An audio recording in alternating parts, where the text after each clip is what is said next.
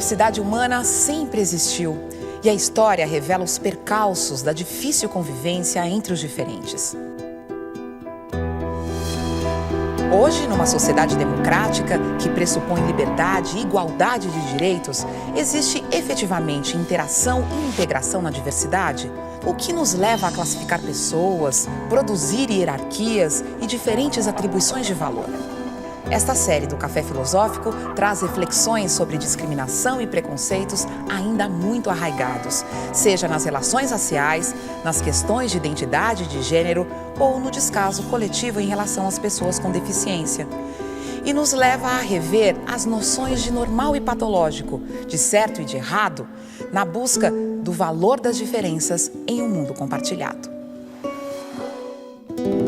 Nós que estamos, de certa forma, de fora, não somos negros no Brasil, não somos deficientes no Brasil e não somos transexuais, etc., nós precisamos ouvir das próprias pessoas que vivem essas condições e têm essas identidades e os conflitos inerentes a elas numa sociedade como a nossa, a sociedade que nós nos acostumamos a chamar de democracia racial, que eu me acostumei a pensar durante muito tempo que não continha o veneno do racismo.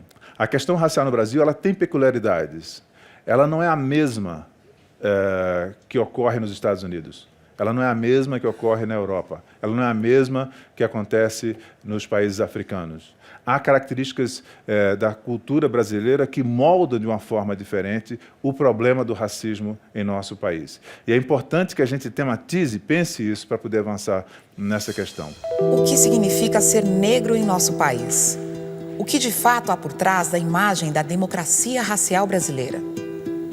Se um dia a sociedade se baseou em teorias como a da superioridade das raças para classificar as pessoas e se arrogar o direito de escravizar ou eliminar um povo ou uma raça, hoje isso é considerado inadmissível.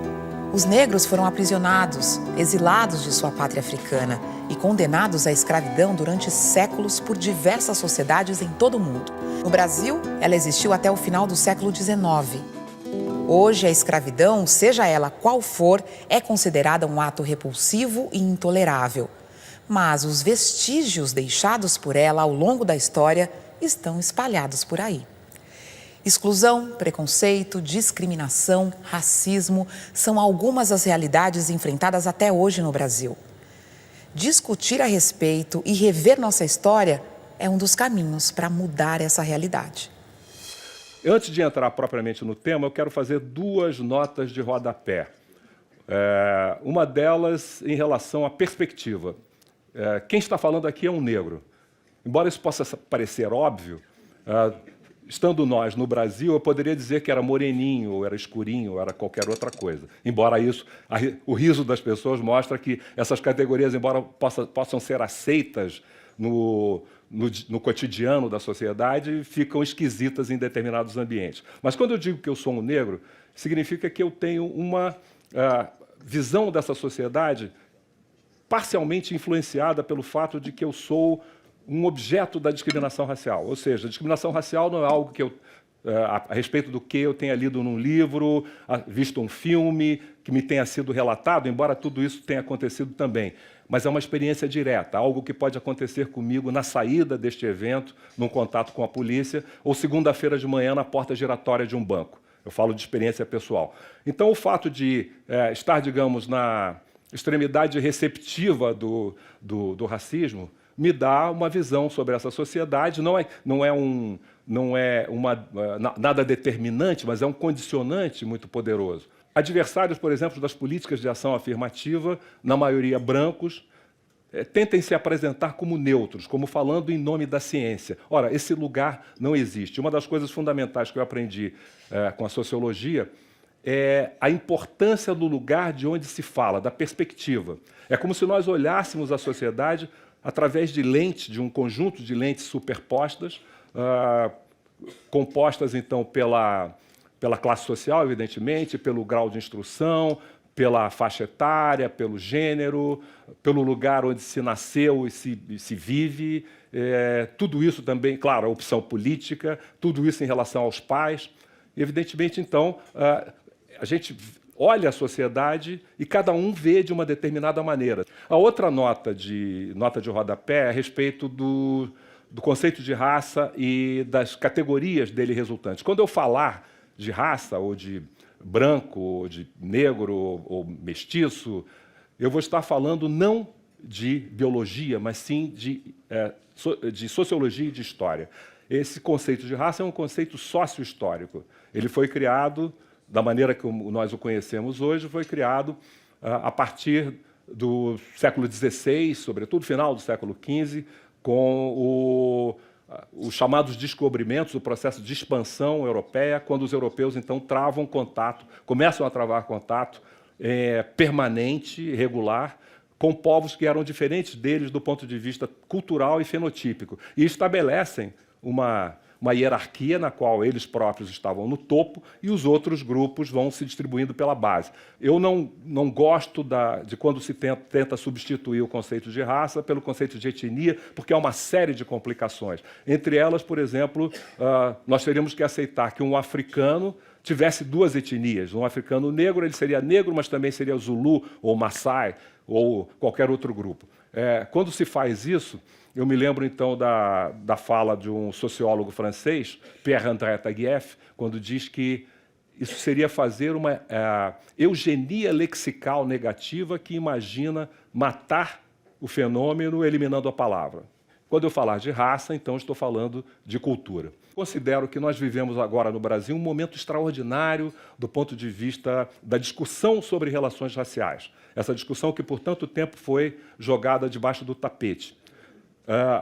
A partir do início do milênio, especialmente a partir de 2001, quando começam a ser adotadas políticas de ação afirmativa com recorte racial, primeiro no âmbito das universidades e, mais recentemente, no serviço público, a sociedade brasileira foi obrigada, setores importantes da sociedade brasileira foram obrigados a mergulhar, foi-lhes enfiada com ela abaixo uma discussão tradicionalmente considerada desagradável, perturbadora, absolutamente desnecessária, talvez, porque isso teria sido resolvido lá na década de 30 do século passado, com a estruturação do mito da democracia racial. Se nós não temos um problema racial, por que discuti-lo? E aquilo que parece uma contribuição brasileira a essa argumentação, já que eu não vi isso em outros lugares, a ideia de que discutir o racismo é perigoso porque provoca o racismo. Ora, me parece o fruto de um raciocínio extremamente tortuoso. Como é que discutir um problema pode provocá-lo? E para nós que estamos do outro lado desta mesa de debate, que consideramos a discussão dessa questão absolutamente fundamental, não apenas para os negros, mas para o conjunto da sociedade brasileira, trata-se agora, então, de um momento auspicioso, um momento alvissareiro, esperançoso, já que nós podemos divisar lá no futuro a possibilidade de conseguirmos adotar medidas capazes de enfrentar o racismo de uma maneira bastante eficaz, já que políticas de ação afirmativa não são feitas, não acabam com o racismo, assim como não acabam com o problema da escola pública. E é interessante que esses são dois argumentos usados pelos adversários dessas políticas.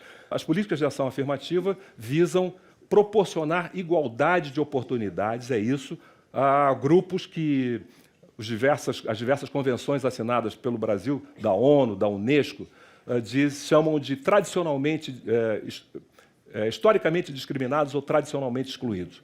E, de uma certa forma, isso está sendo obtido, graças a elas, milhares de jovens negros e pobres têm tido a oportunidade, pelo menos, de sonhar em frequentar universidades públicas de qualidade. Mas eu digo que o principal efeito dessas políticas tem sido exatamente produzir esse debate.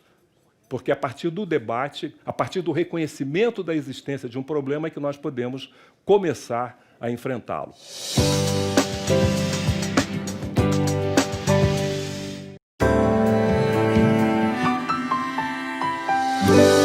Durante algum tempo, e para alguns até os dias de hoje, vigorou a imagem de um Brasil como um país sem racismo. O movimento negro brasileiro, entre outras ações de protesto, parecem apontar que não é bem assim. As medidas políticas de ação afirmativa são voltadas a grupos que foram ou ainda são discriminados pela exclusão social, como, por exemplo, a Lei da Igualdade Racial ou das cotas nas universidades públicas, que abrem oportunidades para uma maior igualdade social. Tais ações e leis trouxeram à tona inflamadas discussões sobre importantes questões como o racismo.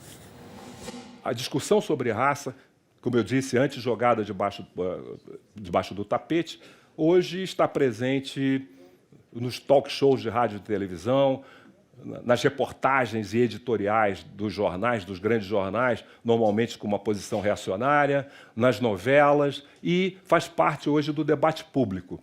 É, de uma certa forma, como se nós tivéssemos retornado no tempo, a meados do século XIX, quando essa discussão também ganha a sociedade, a partir daqueles segmentos mais antenados da intelectualidade e da área política, que percebiam duas coisas importantes e inevitáveis. Primeiro, a abolição da escravatura. A abolição da escravatura viria, inevitavelmente, como resultado da Revolução Industrial. A Revolução Industrial trazia não apenas alterações nas formas de produção, mas trazia fundamentalmente a necessidade de ampliação dos mercados consumidores. E aí a gente vai entender por que a Inglaterra, que foi o primeiro país a deslanchar a Revolução Industrial, pressiona o Brasil, primeiro a acabar com o tráfico e depois a abolir a escravatura, o que resulta também, entre outras coisas, nas chamadas leis para inglês ver, na lei dos sexagenários, que era uma coisa muito interessante, os escravos com mais de 60 anos seriam libertados numa época em que a expectativa de vida no Brasil não chegava a 40. E a lei do ventre livre, que também não libertou ninguém, porque ela incluía uma cláusula de que os nascidos livres, a partir daquele momento, teriam que permanecer, sim, sob o jugo do senhor até os 21 anos de idade. A abolição veio antes disso. Ora, nesse momento, então, uma consequência inevitável era percebida por essas elites. Uma vez abolida a escravatura, o Brasil teria uma população livre, constituída predominantemente por não-brancos. Segundo o censo de 1850, havia no Brasil cerca de 500 mil brancos e 1,5 milhão de negros, índios e mestiços, caboclos e mulatos. Ora, isso numa época em que as ideias predominantes eram aquelas que nós hoje chamaríamos de racistas. Eu digo nós hoje chamaríamos, porque naquela época esse termo sequer existia. Eram as ideias das ciências humanas e sociais, mas também da biologia e da medicina, pela qual a espécie humana se dividia em raças, raças que poderiam ser facilmente identificadas a partir do fenótipo e da cultura, e não apenas isso, estruturadas, então, de uma forma que os brancos ficavam no topo e os outros grupos se distribuíam pela base.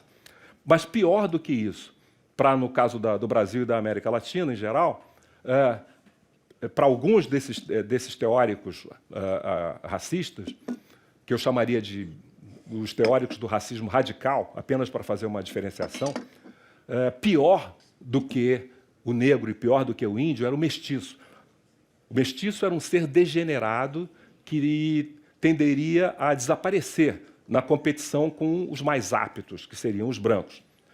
Ora, esse era um problema muito grande para o Brasil, para a América Latina de maneira geral, não apenas pelo grande contingente de mestiços, mas pelo fato de que na própria elite desses países havia pessoas de ascendência de visível ascendência negra e indígena.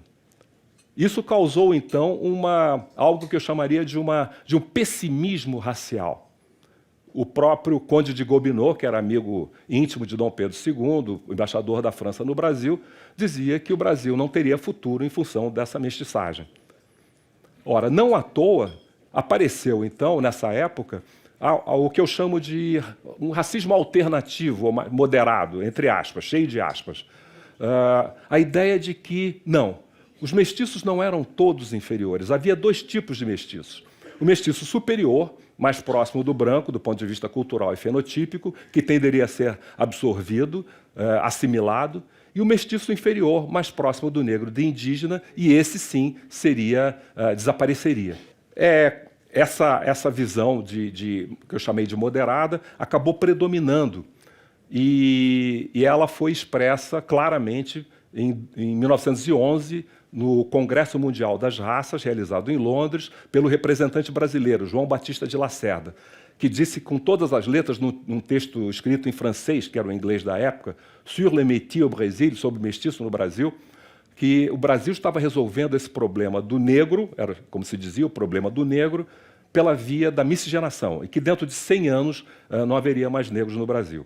Ora, é interessante que todo esse ideário racista não tivesse impedido que surgisse no Brasil, que se construísse no Brasil, uma autoimagem extremamente contraditória em relação a essas ideias. A visão de que o Brasil seria uma espécie de paraíso racial, uma sociedade caracterizada pela ausência de atritos entre as raças, uma sociedade em que os negros seriam tratados de maneira humana, etc., etc.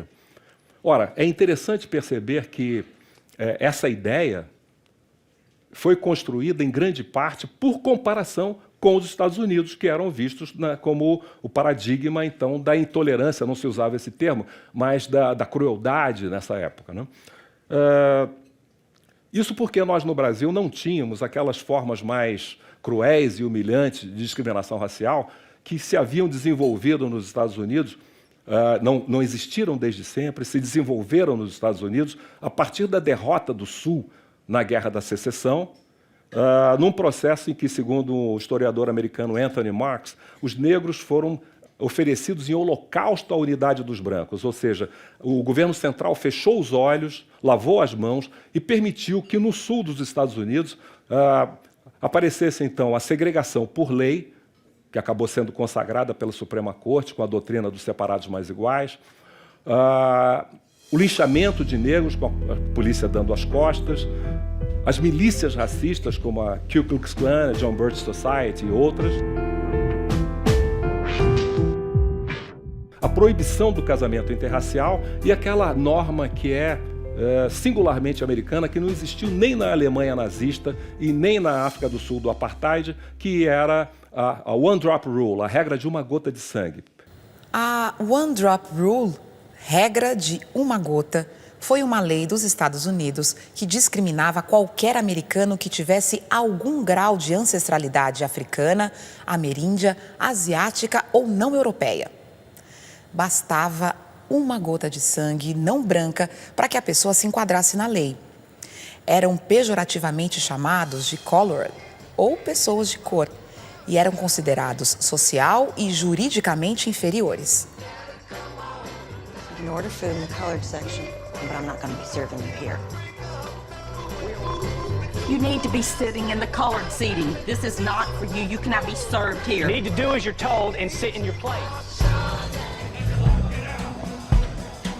Get up, monkey. What is this? Listening to us? Get That's white folk. Get up.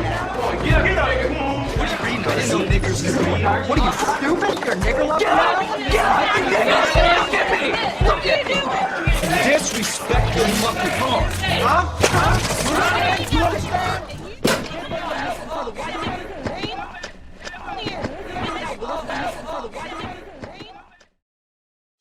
Este conceito surgiu no século XIX e se tornou lei nos Estados Unidos durante o século XX. Lei essa que vigorou até a década de 1960. Como nós não tivéssemos nada aqui no Brasil, nada desse tipo aqui no Brasil, o Brasil era melhor que os Estados Unidos, é possível aceitar isso, e de ser melhor do que os Estados Unidos, passou-se ao exagero de apresentar o Brasil, então, como o modelo, o paradigma positivo. Não havia aqui segregação por lei, mas havia segregação de fato. E eu vivenciei isso muito claramente. Eu que sou do Rio, minha mãe era do Rio Grande do Sul, e no Rio Grande do Sul, que eu visitava a cada 2 anos, em férias com minha mãe, eu entrei em contato com uma realidade em que havia clubes de negros e clubes de brancos. Festas de negros e festas de brancos separadas nas favelas e nos sindicatos. Ou seja, segregação, não por lei, mas por costume. E quem tem alguma familiaridade com o direito sabe que lei e costume são fenômenos do mesmo universo. Muitas vezes a lei é apenas o costume sancionado pelo Estado. Em São Paulo, eu fui discriminado num clube que não aceitava pessoas de cor. Aqui em Campinas, eu me lembro de ver matérias de revistas, revista O Cruzeiro, mostrando que havia uma separação nos cinemas, os negros eram obrigados a ficar naquela parte de cima do cinema, por costume e não por lei. Então era preciso fechar os olhos a isso tudo para a gente poder construir essa autoimagem positiva, que eu digo sem medo de exagero, está no próprio DNA da identidade nacional brasileira, essa comparação positiva com os Estados Unidos. Se considerarmos que um dos eixos dessa identidade nacional, dessa ideologia, é o mito da democracia racial, construído em grande parte por comparação com os Estados Unidos, como eu mostrei, e há uma ampla bibliografia a respeito. E é interessante notar que se isso aconteceu aqui, se no Brasil isso funcionou dessa forma, fortalecendo essa identidade nacional a partir de uma fantasia, isso também funcionou nos Estados Unidos de uma outra forma. Existe um livro de um historiador americano chamado David Hallwig. O título é African Americans Reflections on Brazil's Racial Paradise. Reflexões de afro-americanos sobre o paraíso racial, entre aspas, brasileiro. E que ele mostra que nos Estados Unidos, também desde o século XIX, todos os grandes intelectuais americanos, negros americanos e militantes, também utilizaram essa ideia, mas utilizaram porque eles precisavam. Eles precisavam mostrar à sociedade americana um modelo. E o Hallwig nos mostra que ele divide, então, esse interesse dos americanos, dos afro-americanos especificamente, sobre o Brasil, em três etapas. Entre a década de 1910 e a década de 1940, que ele chama The Myth Affirmed, o mito confirmado, afirmado. Da década de 40 à década de 60, o The Myth Debated, o mito debatido. E da década de 60 para cá, The Myth Rejected, o mito rejeitado. A distância entre fantasia e realidade fica muito clara em 1920, quando o Estado de Mato Grosso publica um anúncio em periódicos americanos com o objetivo de incentivar a imigração de americanos para o Brasil. A partir da década de 1850 veio uma política de imigração que foi promovida, pelo menos durante 100 anos no Brasil, e cujo alvo eram europeus brancos, o modelo ideal sendo louros dolicocéfalos da Pomerânia. Com o tempo, eles tiveram que aceitar brancos europeus menos desejáveis do sul, italianos, espanhóis, etc. E o objetivo era branquear a sociedade brasileira. Para os racistas radicais, esses brancos viriam e não se misturariam, e claro que acabariam triunfando. Para aqueles moderados ou alternativos, eles se misturariam, sim, mas como os genes dos brancos, evidentemente, eram superiores aos genes dos negros, eles acabariam prevalecendo e os negros desapareceriam, como disse o João Batista de Lacerda. Ora, a publicação desse anúncio nos Estados Unidos teve uma repercussão na imprensa negra, num jornal chamado The Baltimore Afro-American. E isso o que fez? Estimulou um grupo de negros de Chicago a organizar, então, a criar uma organização chamada Brazilian American Colonization Society. Naquela época, na sociedade americana, entre os negros americanos, tinha grande força a ideia de que a solução para o problema era sair dos Estados Unidos, de volta à África, como pregava Marcus Garvey, ou para a América do Sul, e por que não para o Brasil? Ora, essa visão era alimentada naquilo que eu mencionei anteriormente, erros de tradução cultural. Um negro-americano via a foto de um brasileiro como Nilo Peçanha, e ali via um mulato, logo um negro. Isso significava, então, que não havia obstáculos à ascensão social de um homem negro no Brasil. Ora, o erro, primeiro que nem todos os brasileiros, e eu creio que a maioria dos brasileiros, talvez no Sul, vissem assim, mas a maioria não veria Nilo Peçanha como mulato. E mesmo que visse como mulato, o mulato não significava necessariamente um negro. Quando a notícia chegou ao Brasil de que um grupo de afro-americanos estava tentando, de negros americanos estavam tentando vir para o Brasil, isso provocou um choque artigos publicados no jornal, mas nós estamos acabando com esse problema pela miscigenação e vão vir mais deles. Projetos de lei foram apresentados no Congresso brasileiro para evitar aquela catástrofe, mas o Itamaraty foi muito mais rápido e eficiente.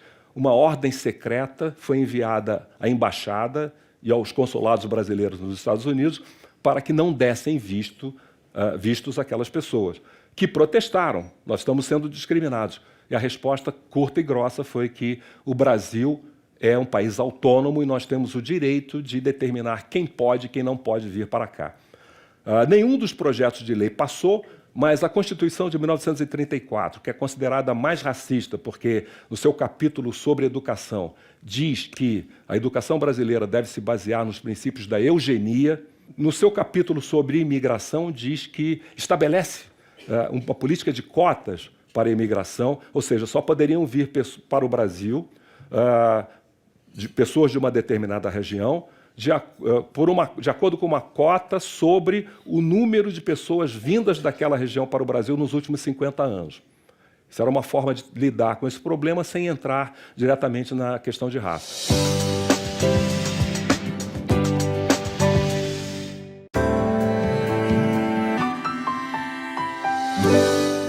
Revisitar o passado é uma forma de compreender melhor o presente. Nesse sentido, o jornalista Carlos Medeiros traça um percurso através da história do Brasil e dos Estados Unidos para nos ajudar na reflexão sobre o racismo atual. Estamos, então, na década de 30, uma década extremamente conturbada, em que havia movimentos sociais importantes, tanto à direita quanto à esquerda, movimento comunista, movimento fascista integralista. Foi fundada naquela época em São Paulo, em 1931, a Frente Negra Brasileira, que se expandiu por vários estados, cujo objetivo era criar um novo negro e fazer a verdadeira abolição, considerando então que a abolição era incompleta. E nessa época, exatamente nessa época, surge a obra de Gilberto Freire, que é um divisor de águas nessa discussão. De uma certa forma, ela acaba com a discussão. Eu costumo dizer que a obra de Freire é uma espécie de consiste num avanço paralisante. E eu explico esse aparente paradoxo. Um avanço porque Freire afirmava que os negros não eram inferiores do ponto de vista biológico, que eles poderiam ser assimilados ao mainstream, à sociedade branca dominante. Mas, ao mesmo tempo, Freire afirmava e estruturava, então, a noção da excepcionalidade brasileira do ponto de vista da questão de raça, ou seja, uma sociedade que seria caracterizada pela harmonia racial. Ora, as ideias de Freire chegam num momento em que o Estado Novo percebe a necessidade de dar uma conclusão ao processo de construção da identidade nacional. E elas, se vocês me permitem, o clichê cai como uma luva para as necessidades do Estado Novo. Elas começam a ser adotadas pelo Estado, divulgadas pelos meios de comunicação, ensinadas nas escolas e transformam-se naquilo que o intelectual italiano Antonio Gramsci chamava de senso comum. O senso comum de uma sociedade consistindo nas ideias das elites capilarizadas para o conjunto da sociedade, que acabam sendo as ideias de todo mundo, aquela repetição. Não temos um problema racial, temos um problema social, como se um problema racial não fosse social, mas temos um problema de classe. Aqui o que conta é a classe. E ela se transforma num grande obstáculo ao avanço, porque se nós não temos um problema, não é preciso fazer nada a respeito. E transforma perversamente em inimigos, em perpetradores, em criminosos, os negros que ousam denunciar a discriminação racial. Ele ou ela seria taxado ou de complexado, havia a ideia do complexo de cor, ou divisionista, ou inimigo da nação. Por muito tempo não foi possível sequer atacar o mito da democracia racial. Mas isso começa a ser feito, pelo menos no âmbito da academia, a partir do início da década de 50, por meio de uma pesquisa, a famosa pesquisa da Unesco, cujo objetivo era mostrar o Brasil como um exemplo de harmonia racial a um mundo traumatizado pelos crimes cometidos em nome da raça, o Holocausto, especificamente, na Segunda Guerra Mundial. A conclusão a que se chegou, de maneira geral, é que o Brasil tinha, sim, problemas sérios. Ele podia ser diferente dos Estados Unidos, podia ser diferente da África do Sul, que recentemente havia implantado o regime do apartheid, mas tinha seus próprios problemas e eles eram sérios. Sociólogos, então, convidados pela Unesco a participar da pesquisa, incluíam Florestan Fernandes, Ottaviani, Horaci Nogueira, Fernando Henrique Cardoso, Roger Bastide. No Rio de Janeiro, Luiz Costa Pinto. Na Bahia, Tales de Azevedo. Chega à conclusão de que as diferenças entre Brasil e Estados Unidos, do ponto de vista da questão racial, eram diferenças de grau, não de essência. O outro ponto de contato interessante é se a gente verificar que, em 1951, o Brasil adota a primeira lei contra a discriminação racial, a Lei Afonso Arinos. Aparentemente também uma lei para inglês ver, que continha tantas contradições que nunca pôde ser efetivamente aplicada na prática. Em 1960, essa discussão que nunca passou, nunca passou dos limites acadêmicos, ela permaneceu nos limites acadêmicos e ela, de uma certa forma, arrefece, entre outras coisas, porque o regime instaurado em 1964 proscreve a discussão da questão racial. No início da década seguinte, esse panorama começa a se modificar, com a entrada em cena de dois conjuntos de atores, dois novos conjuntos de atores. Um é o movimento negro contemporâneo, um movimento que tem um marco em 1971 com a fundação do Grupo Palmares, em Porto Alegre, e que depois se expande pelo Brasil. Isso era fruto, entre outras coisas, era de dois movimentos que estavam acontecendo fora do Brasil. O movimento de descolonização da África e o movimento negro nos Estados Unidos, que chega com mais força, não porque fosse mais importante que o movimento na África, mas pelo papel central dos Estados Unidos no sistema mundo e, evidentemente, a repercussão maior que tudo que acontece lá tem.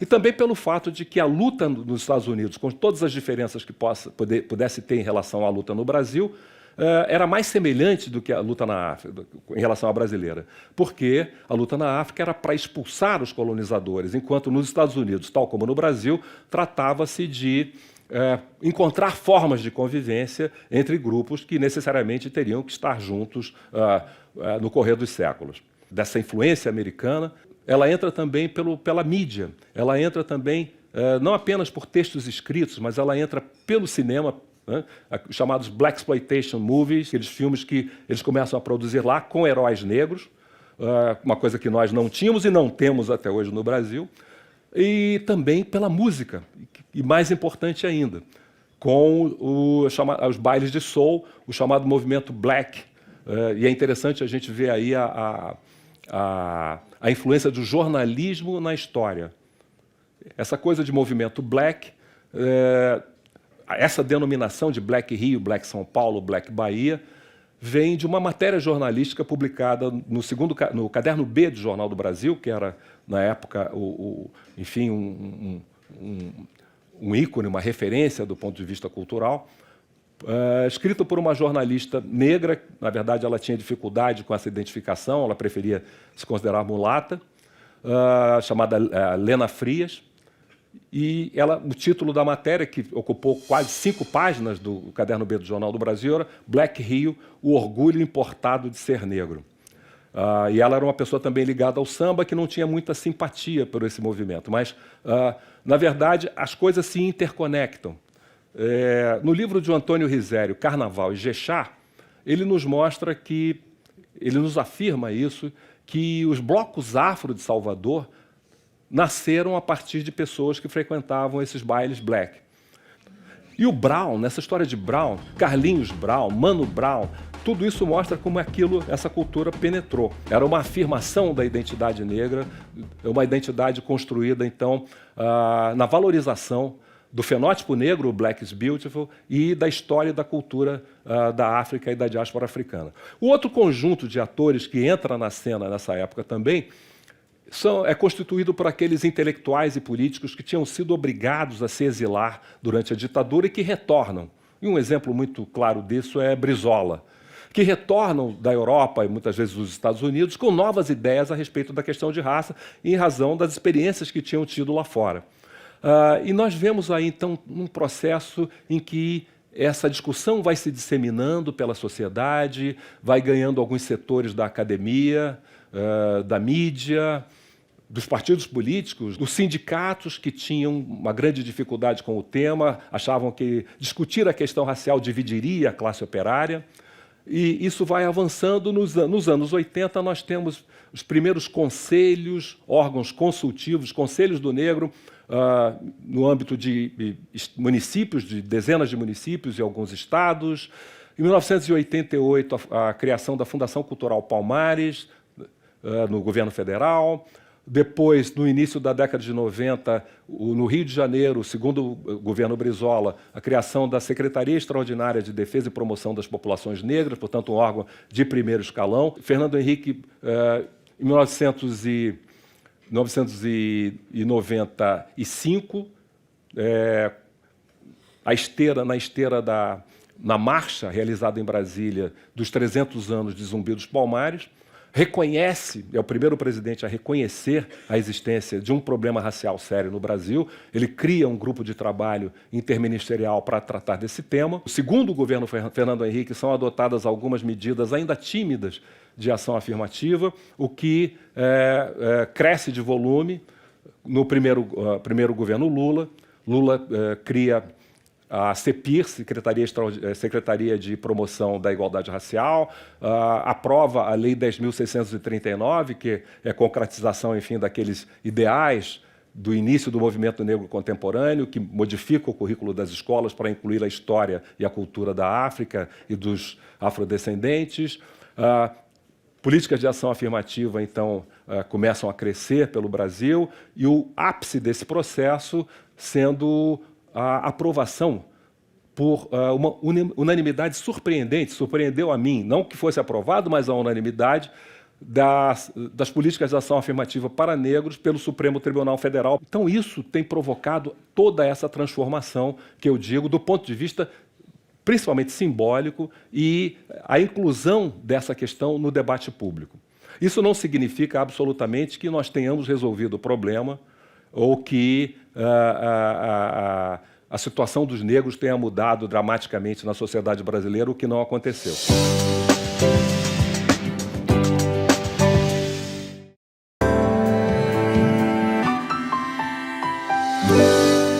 A influência norte-americana sempre esteve presente na sociedade brasileira.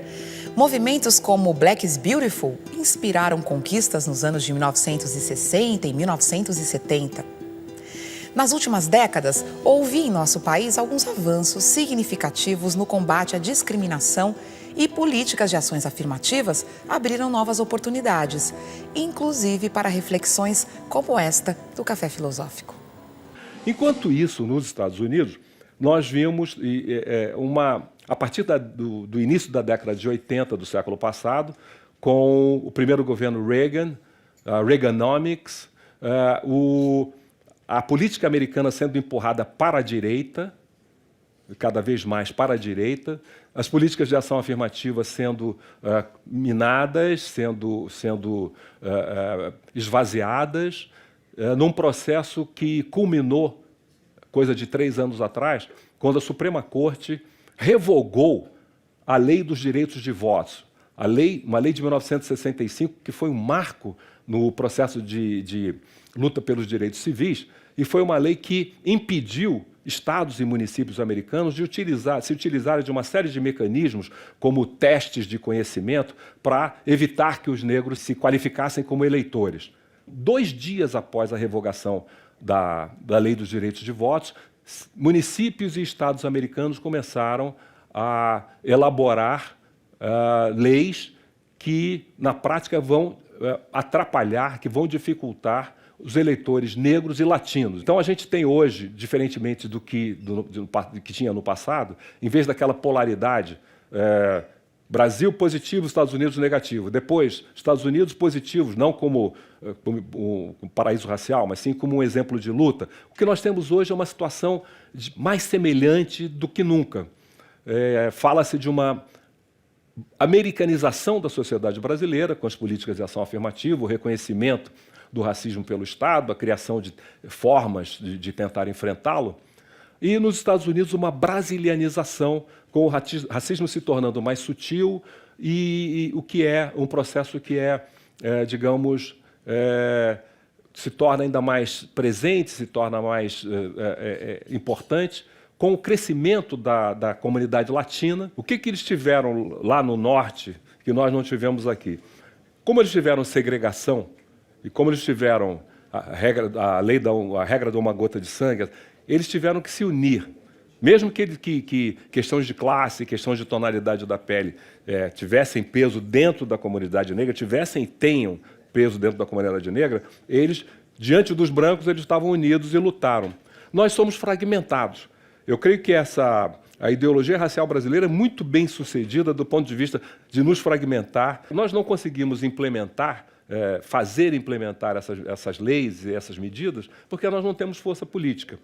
E esse momento, nesse sentido, é um momento extremamente complicado, com o crescimento, com uma endireitação, digamos assim, da sociedade brasileira em função de vários motivos. De qualquer maneira, eu repito a minha fala inicial, nós estamos num momento promissor, nós temos uma janela de oportunidades, podemos enfrentar esse problema. O fato de estarmos aqui hoje, tantas pessoas interessadas na discussão desse tema, significa um avanço com certeza. E eu espero que todos vocês, de uma forma ou de outra, possam colaborar nesse processo, nessa construção de uma sociedade que, primeiro, reconheça a existência de um problema para que possa enfrentá-lo.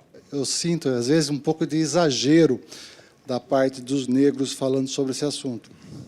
É que você falou, quem está na sua pele que sabe o que está sentindo, né? Existe alguma estatística que fala assim, olha, o povo brasileiro é tantos % racista no Brasil? Você fala de pesquisa.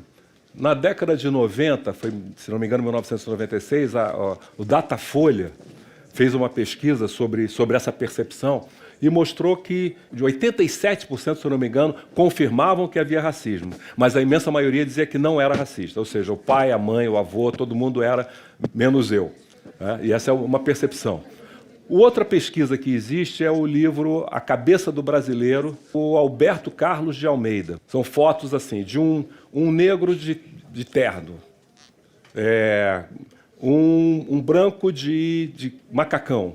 Uma das perguntas era assim, com quem você, se você tivesse hoje uma filha em idade de casar, com quem você preferia que ela se casasse? A maioria preferiu o branco operário ao negro advogado. Acho que é alguma coisa significativa, né? Eu, que já passei por todo tipo de situações constrangedoras que você possa imaginar, não tenho como aceitar a ideia de que o brasileiro seja melhor. Esse tipo de racismo que está naturalizado na sociedade brasileira, que faz com que muitas pessoas não percebam. Elas só repetem. Se você perguntar, não, eu não sou racista, mas ela repete aquilo que ela aprendeu em casa. Da mesma forma que minha mãe, a quem eu devo tudo, que como empregada doméstica fez o possível para que eu pudesse ser alguém na vida, minha mãe me ensinava, quando você crescer, você tem que casar com uma mulher branca para melhorar a raça. Ou seja, ela estava falando contra si própria. Mas ela não conseguia perceber isso. É esse o racismo da sociedade brasileira, um racismo naturalizado, que as pessoas praticam e ficam muito chocadas, às vezes, ao serem denunciadas como tal. Eu acho que um grande elemento que a gente tem para trabalhar essa questão nesse momento é a Lei 10.639.